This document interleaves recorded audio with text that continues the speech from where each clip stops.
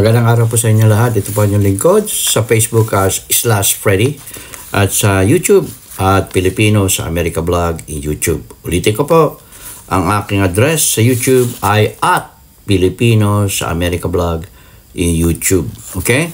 At kung di pa kayo nakapag-subscribe, I would ask your favor to give me a big likes at the same time. Mag-comment kayo at press nyo lang yung red button below to go to my YouTube channel at Pilipino sa America Vlog. Subscribe po. At yan naman po ay libre at kung pwede, ibigay nyo ako ng big thumbs up. At kung pwede nyo i-refer or share itong information, video na to sa inyong mga kaibigan, sa inyong mga jowa o sa inyong mga, ano ba tawag nyo sa barkada na ngayon? Iba na tawag, ano? But whatever it is, kung pwede i-share nyo, no? So that ito ay isang informasyon na aking nasa liksik kung bakit ba itong si Maharlika ay masyadong mainit ang dugo ngayon sa unang pamilya, lalo na sa ating Pangulong President Bongbong Marcos Jr. Hindi naman lingid sa inyong kalaman na ang accomplishment ng ating Pangulo ay napakaganda. Naiangat niya ang ekonomiya ng Pilipinas sa ngayon ay umaangat na. At nakita natin itong nakaraan 2023 na ang turista ay umunlad. Umabot ng mahigit sa 5 milyon ang turistang nakapasok sa Pilipinas at nakinabang ang mga libo-libo mga industriya sa hotel accommodation, sa mga tourist spot, sa mga tao na bigyan ng trabaho dahil sa increase ng tourism diyan sa Pilipinas. At pangalawa, ang direct foreign investment ay lumago na ngayon. Nung una, ang bawat biyahe ng ating Pangulo ay tinutuligsa ng karamihan diyan sa inyo sa Pilipinas. Pero ngayon ay nagbubunga na ito ng maganda. Yung hindi nagsasabi na wala ay tanungin nyo ang sarili, bakit hindi nyo nadadama ang pag-unlad ng ating bansang Pilipinas? Kasi ito ay mga benepisyo na hindi ibinibigay, hindi binibigay direkta ng gobyerno, kundi kailangan kayo ang mag-claim. Maski na dito sa Amerika, may mga benefits na if you don't claim it, you cannot get it. And when you claim, you have to justify. Yan. Bawa, dinidakan kayo ng gobyerno. Sabihin nyo, hindi pwede. In writing, justify it. Kasi karamihan dyan ay talagang what they call is, naka-program na. Bawa, tax. Babayad ka ba ng tax? Wala. Kung ang kinita mo ay hindi sumang-ayon sa hinihingi ng batas. Maaaring singiling ka, pero kailangan i-justify mo. Ito. Sino ba itong si Maharlika? Ito ba ang kanyang content ay siya ay political influencer. Pero nagbago ang ihip ng hangin sandali. At ito ay naging siya ay political turncoat. Ano ba yung turncoat?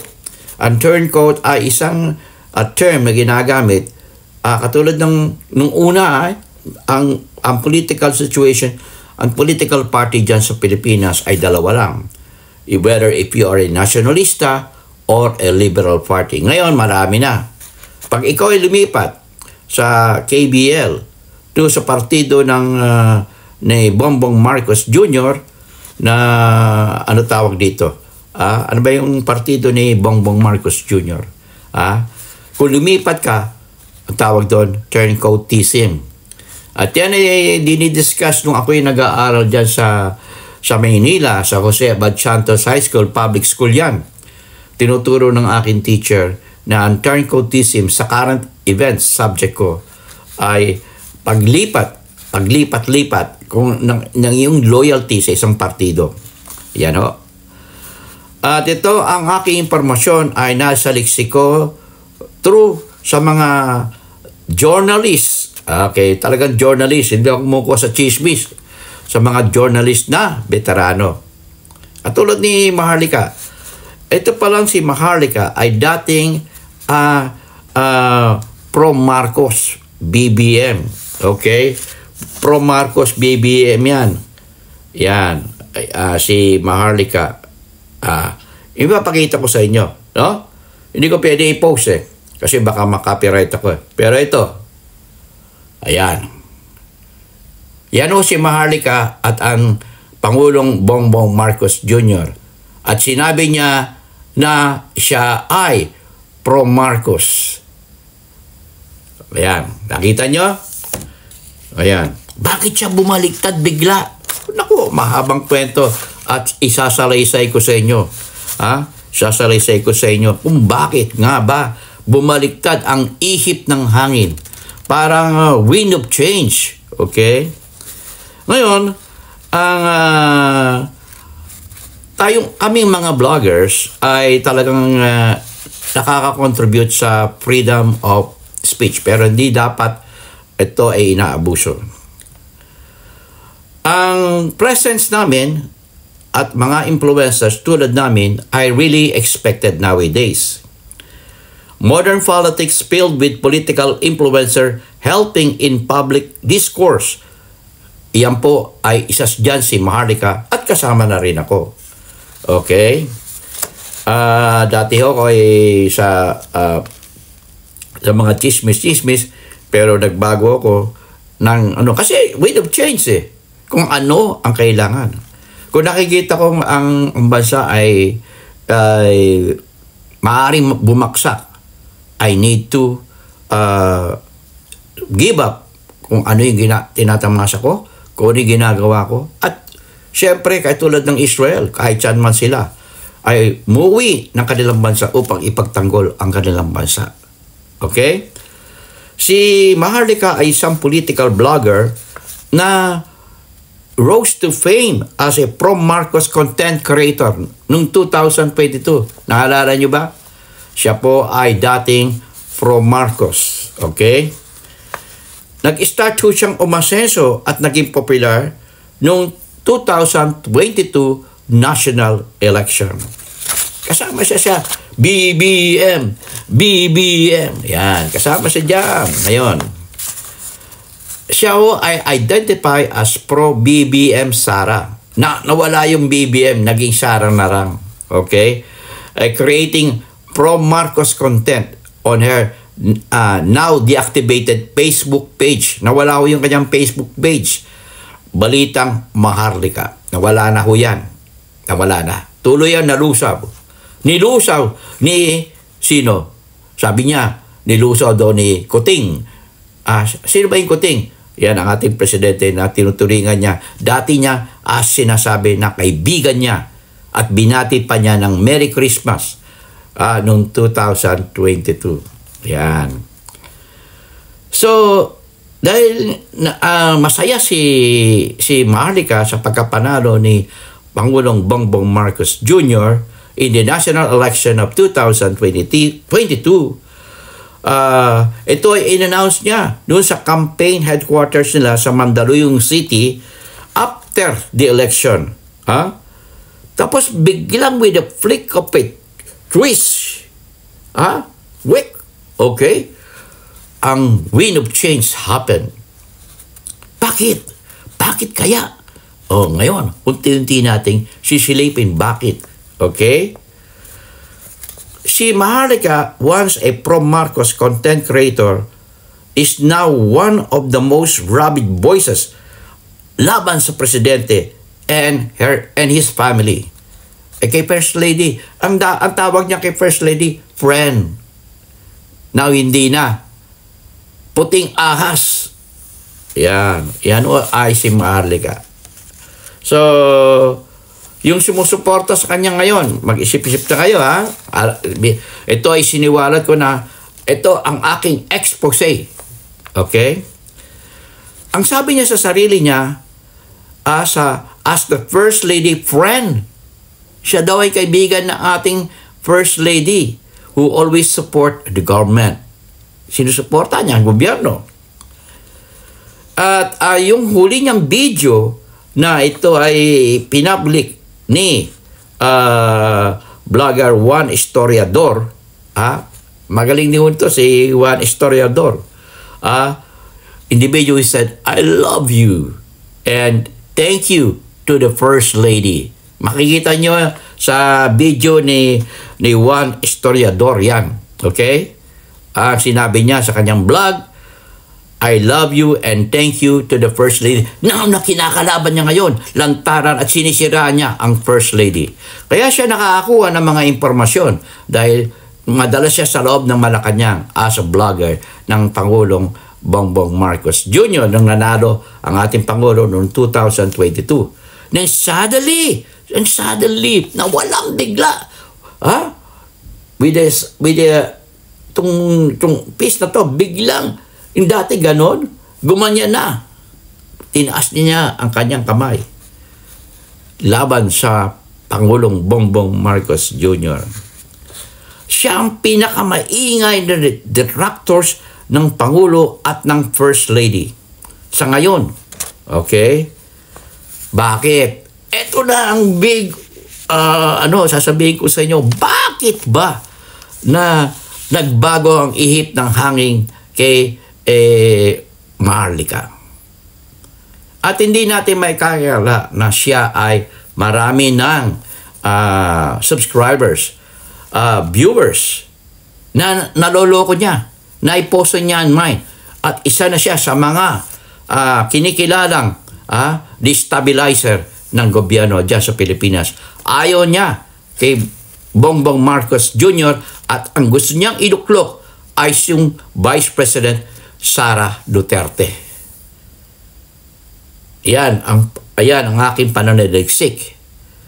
At dahil kampi ka kay Sara Duterte at ang mga Duterte, ikaw ay laban sa Pilipinas at sa Amerika. Bakit nandiyan ka sa Amerika? Sa Los Angeles, California. Eto, sasabihin ko sa inyo, bakit ba si Maharlika ay galit na galit sa ating Pangulong Bongbong Marcos Jr. at First Lady Attorney Lisa Marcos? Nag-ask po siya kung pwede siya bigyan ng posisyon sa Philippine Embassy dito sa Amerika. Pero wala, nga. Paano siya bibigyan ng pwesto? Duterte style ang ginagamit niya, palamura. Ang bibigat pa ng kanyang mura. Hindi pwede dito sa Amerika na ikaw ay dadalhin sa Philippine Embassy at ikaw ay magmumura. Aba, libel yan. At magkakaroon ng problema ang Amerika at ang Pilipinas sa kung ilalagay nila itong si Maharlika sa pwesto sa anumang pwesto sa Philippine Embassy dito sa Amerika or consulate. Hindi siya pwede ilagay. Kahit stop lang ng consulate, hindi siya pwede. Siguro ang gusto niya pwesto pa. Baka siya pa maging ambassador. O kaya, dahil US citizen siya, hindi siya makukwalified as ambassador. Pwede, pwesto lang, mga clerk lang siguro, pero maski na, hindi pa rin siyang makakwalified. Kasi palamura siya. At ano ba ang kanyang natapos na pag-aaral? Kaya siya hinahay ni Bongbong Marcos Jr. dahil marami siyang subscribers nung araw. Nag-uumpisa pa siya. At kundi dahil kay Bongbong Marcos Jr., hindi siya aasenso yung kanyang vlog. Kaya ngayon, nakuha na niyo mga kasama, nasa sa inyo na ang desisyon kung kayo ay magpapatuloy sa pagsuporta sa kanyang vlog. Ito ang katunayan. Ulitin ko. Pakikita ko ulit sa inyo na siya ay dating BBM. Ayan. Ayan, liwanag. Okay? Okay. So, hari nawa. Matapos na itong kaguluhan na ito na ginagawa ni Maharlika sa pagsira at panunupil ng katotohanan dyan sa Pilipinas sa pamamagitan ng spreading of lies. Walang basihan. Meron siya mga kaibigan dahil nakilala niya, dahil vlogger siya ng ating Pangulo nung araw, at nung nanalo ay labas-masok siya sa Malacanang. Pero ngayon, wala na. Kaya galit na galit siya sa Pangulo at First Lady. At parati niya sinisiraan ang ating First Lady. Sinabi nga pa niya, itong latest vlog niya, ay may sakit daw ang isa sa kanila. Kaya pupunta sa Germany. Oy, Maharlikam! Inibitahan siya ng gobyerno ng Germany para dumalaw. May imbitasyon siya. At iyan ay magdudulot ng kabutihan sa bansang Pilipinas. Kasalukuyang umaangat ang Pilipinas sa ginagawa ni Pangulong Bongbong Marcos Jr. na paglibot sa buong mundo sa lahat upang mag-invest dito sa Pilipinas upang makakuha ng mga tourism at perhaps yung mga cruise ship dadaong na dyan sa Pilipinas at magdudulot ng iba yung kaginahawan at magbibigay ng trabaho dyan sa mga maraming Pilipino. Ito yung lingkod ay Freddy sa Facebook at sa YouTube at Pilipino sa America Blog YouTube channel.